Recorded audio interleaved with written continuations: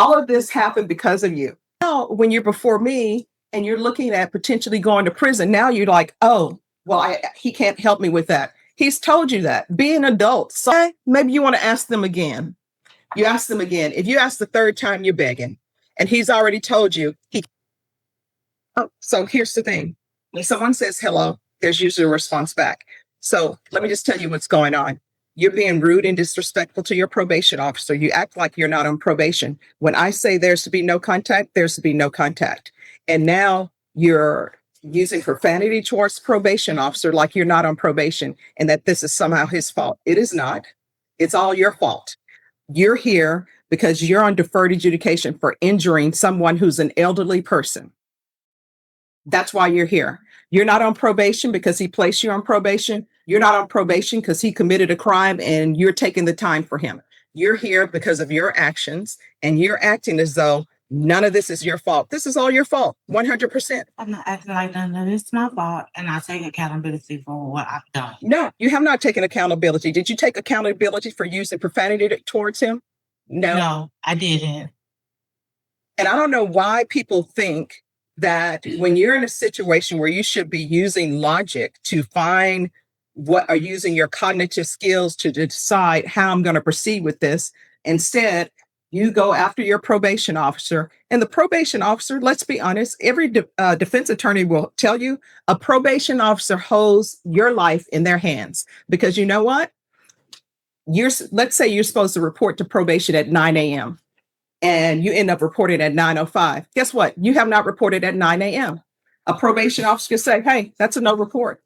But sometimes they may take sympathy on you and say, I realize what's going on. They're here, but they don't have to do that. Yes. And you using profanity towards a probation officer is not helping your case at all. And I understand that. And the reason why I did, and I didn't, I just said the F word because he called me a liar. And when I didn't lie to him about any situation that was going on, I sent them all the information from my legal aid lawyer. I sent them everything. He even gave me his personal number for me to contact him. When I had to go to the emergency room and had to get a blood transfusion, he even offered to take me there.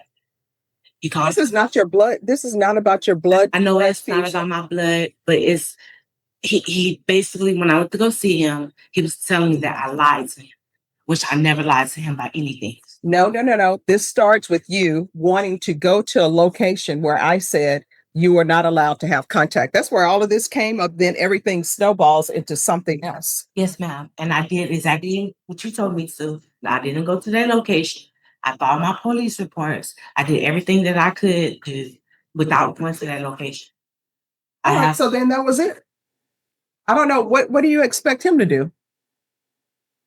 Like, I like for people to just put their cards on their table. Sometimes people are like, judge, but I like everybody to have an understanding.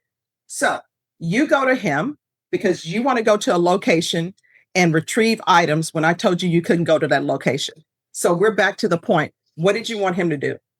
I asked him, was there any assistance or any way that I could? He told me, I don't know. Mm-hmm. He told me he didn't know, he couldn't help me. So I didn't have no other choice but to call the police, make a police report. I had my daughter, she's 16 years old, to go there. When she went there, she took pictures of everything that was outside. All right, so again, what did you want him to do? He said, hey, I don't know. There's nothing I can do for you. When I contacted Miss Adams, she told me to ask my probationer if there's any assistance that he can help me or provide without going to that location. And he's saying no. And he said no. And I told him I don't have no other choice. My children is 16 and 18. They didn't have the money. They don't have money for you all. My daughter just quit her job because no one was able to take her to work. So I didn't have nobody else to help me.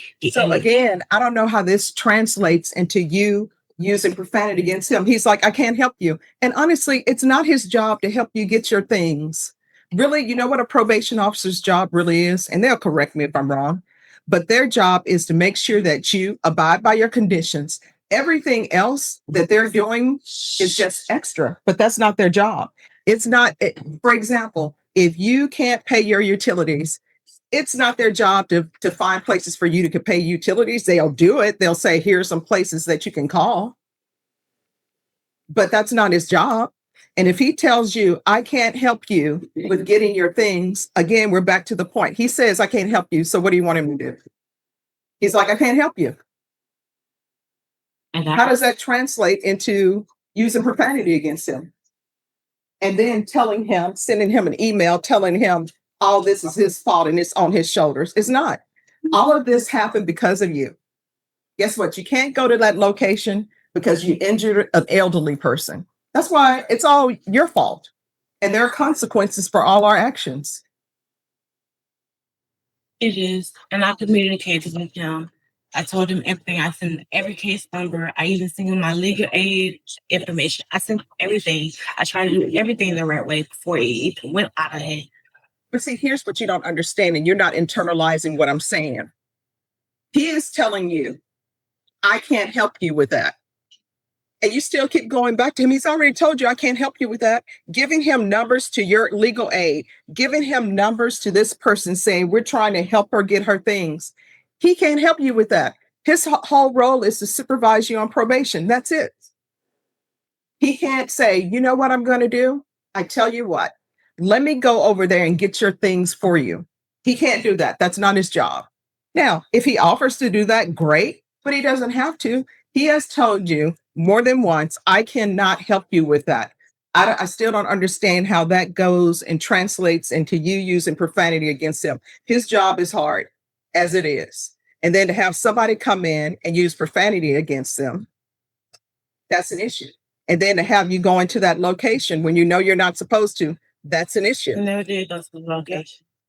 I didn't. I had to call the police for a different location to make. All right, so you called the police, and then what happened? I made the police report. I went down to the property. I also went down to 315, the headquarters, to fill out all the information because the day I was arrested, everything was stolen. My car, my credit cards, everything. So I'm trying to do everything that I have to do the best way that I can, the right way. All right, the right way is not using profanity against your probation officer. That's not the right way. The right way is not being disrespectful. And you know what?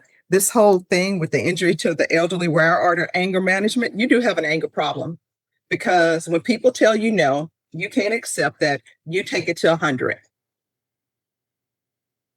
He said, I can't help you with that.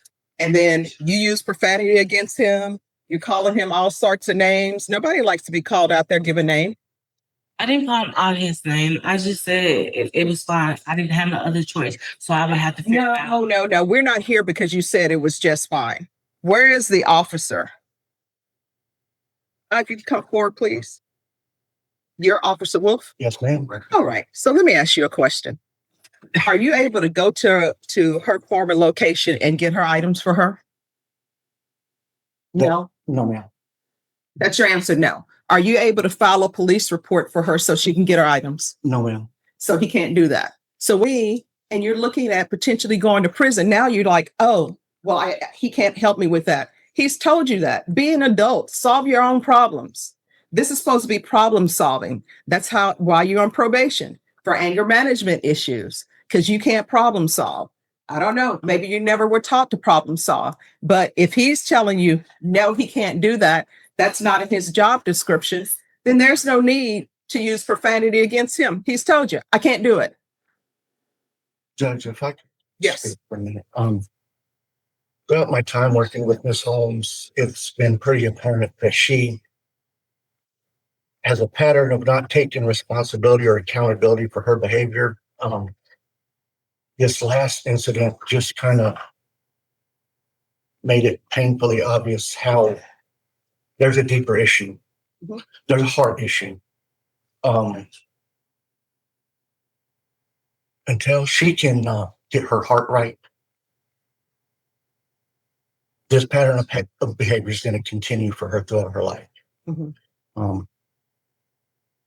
And she's going to continue to be a danger to herself, to the community, to her victims, everybody. She needs to get her heart right and realize that choices and actions have consequences, good and bad.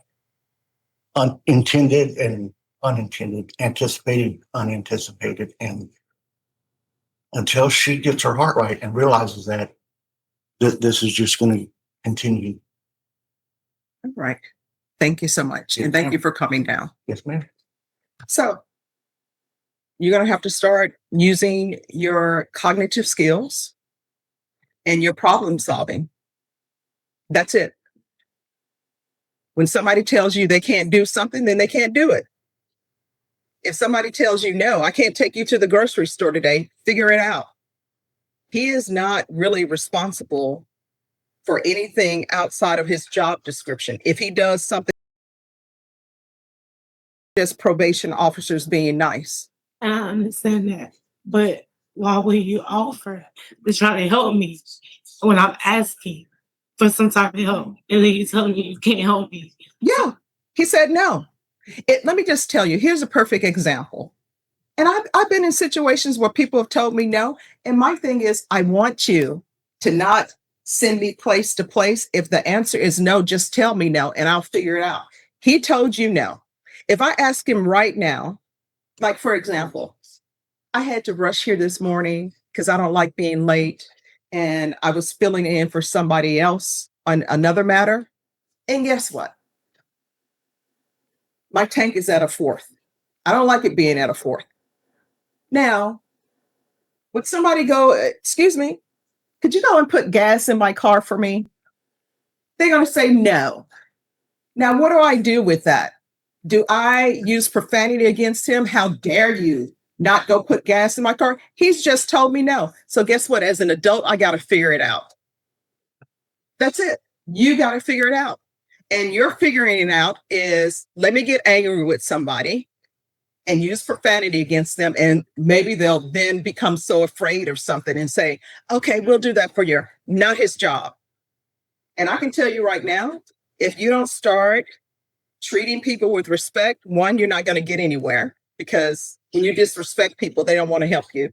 And number two, respect. No, you did not. That's the thing. You're still in this clouds. Like these are not, I don't know how your relationships are outside of this world.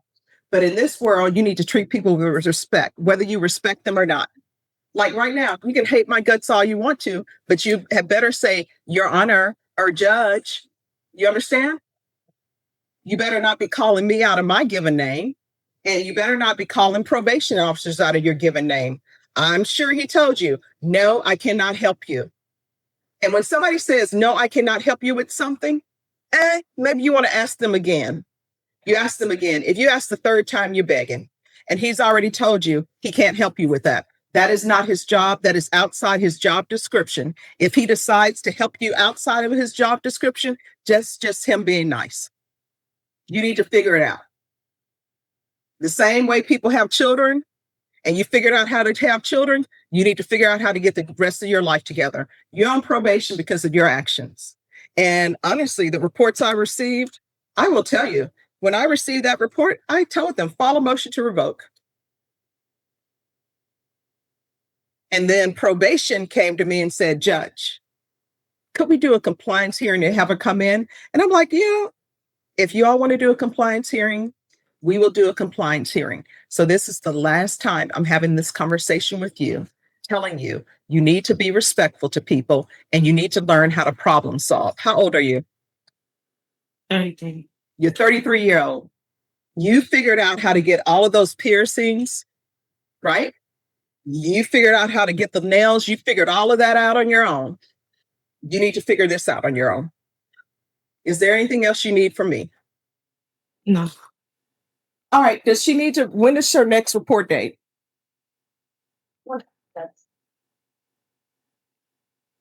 And are you employed? You told me I had 30 days to find a job. I had a business, but all my stuff is gone. All right. So that'll be a no.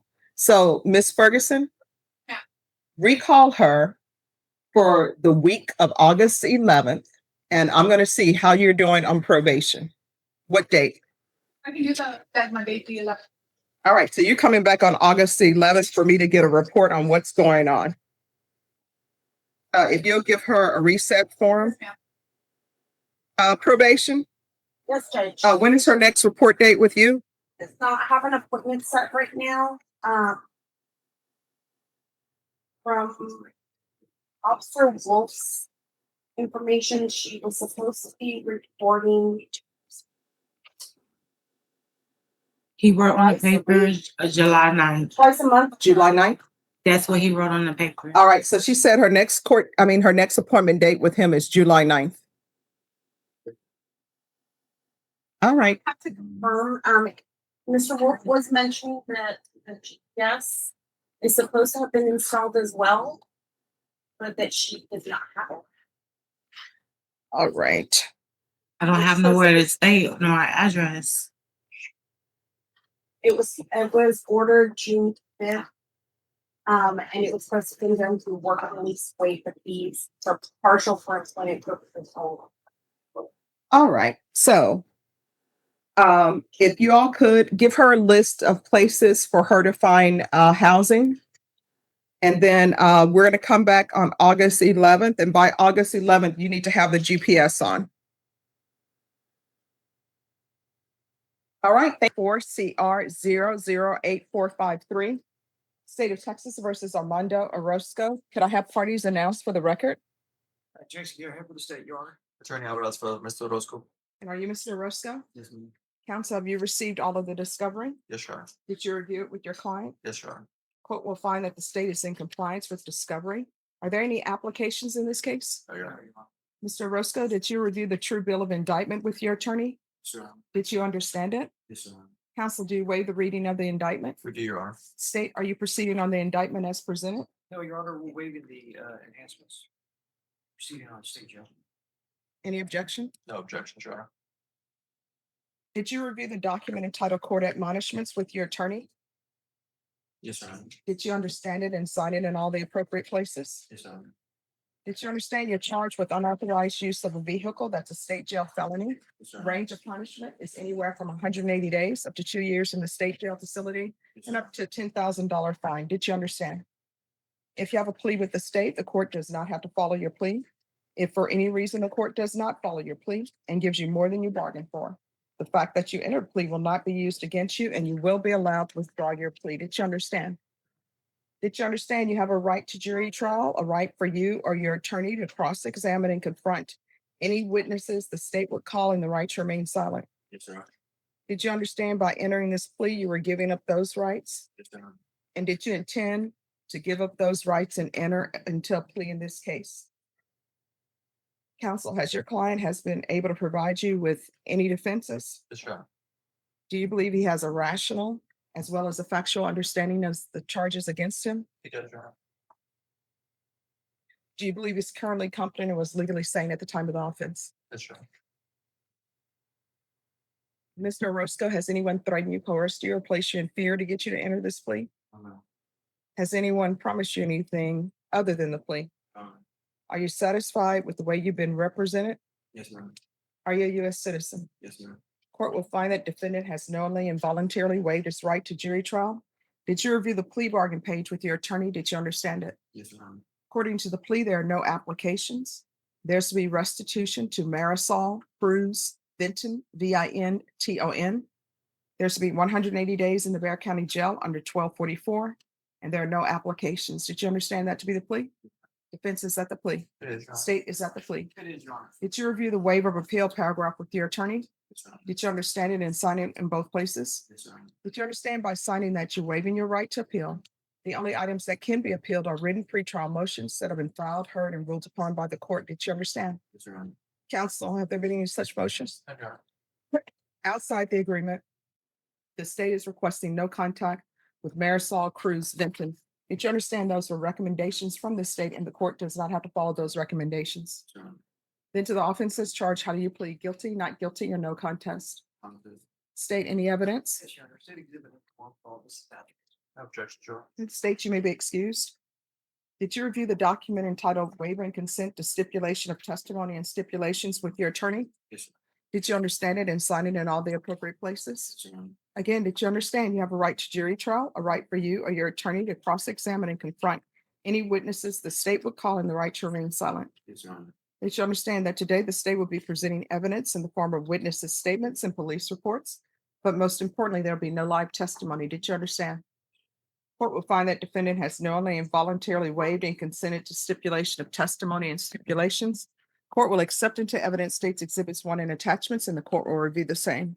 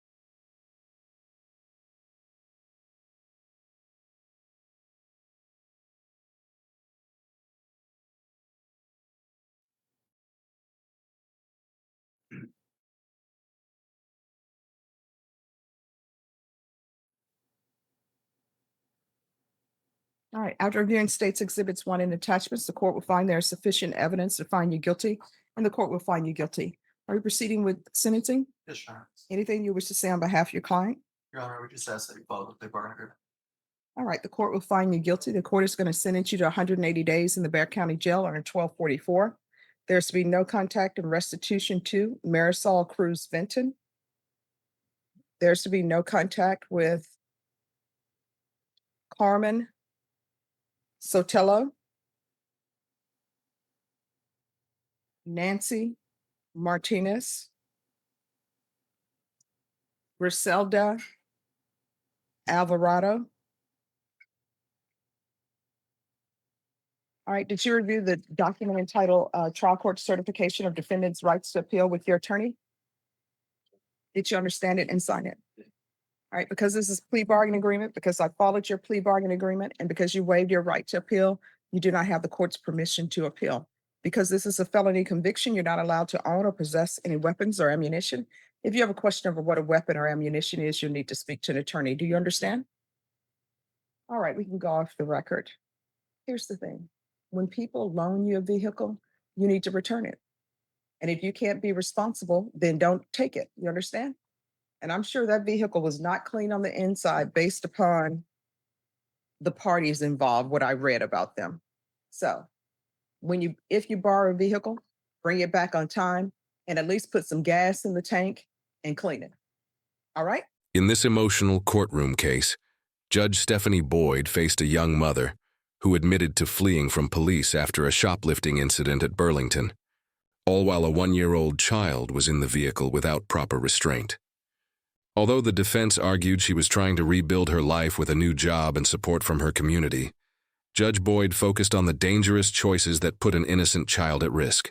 She questioned why anyone would choose theft over honest work, and stressed that being a parent means making responsible decisions, even during difficult times. Citing the defendant's lengthy criminal history and repeated poor choices, the judge ultimately rejected probation and sentenced her to 3 years in prison. The case serves as a powerful reminder that excuses cannot outweigh actions, especially when a child's safety is on the line.